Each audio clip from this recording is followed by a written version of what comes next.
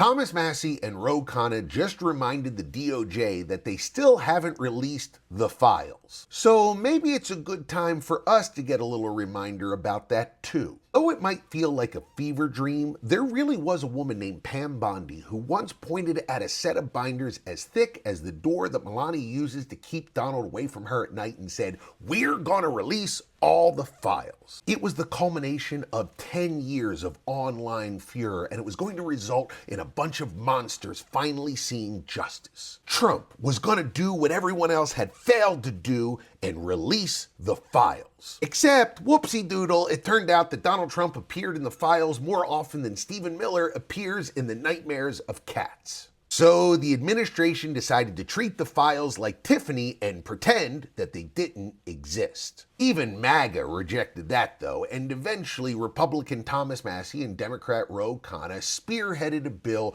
to force the DOJ to release all the files. So let's talk about what happened next. By the way, my name's Jay Black. I'm a comedian. I do 2 videos about news and politics every single day. If you like what you're seeing, please consider subscribing. Well, they released between 2% and 50% of the files, depending on who you talk to, and then they just stopped. Also, Thomas Massie was primaried out of Congress by Donald Trump, who was angry that Massie would try to make Trump do what Trump promised to do, which isn't suspicious at all. And things have just kind of been in limbo for the last 7 to 8 months. But now, as Todd Blanche, Pam Bondi's replacement as AG, is about to undergo his Senate confirmation hearing, Thomas Massie and Khanna are back in the news, reminding the DOJ that, they haven't followed the law. Which raises 2 questions. 1, how is the DOJ able to not follow the law? And 2, and more importantly, why wouldn't they follow this law? What could possibly be preventing them from releasing the files that they've been compelled to release? To recap,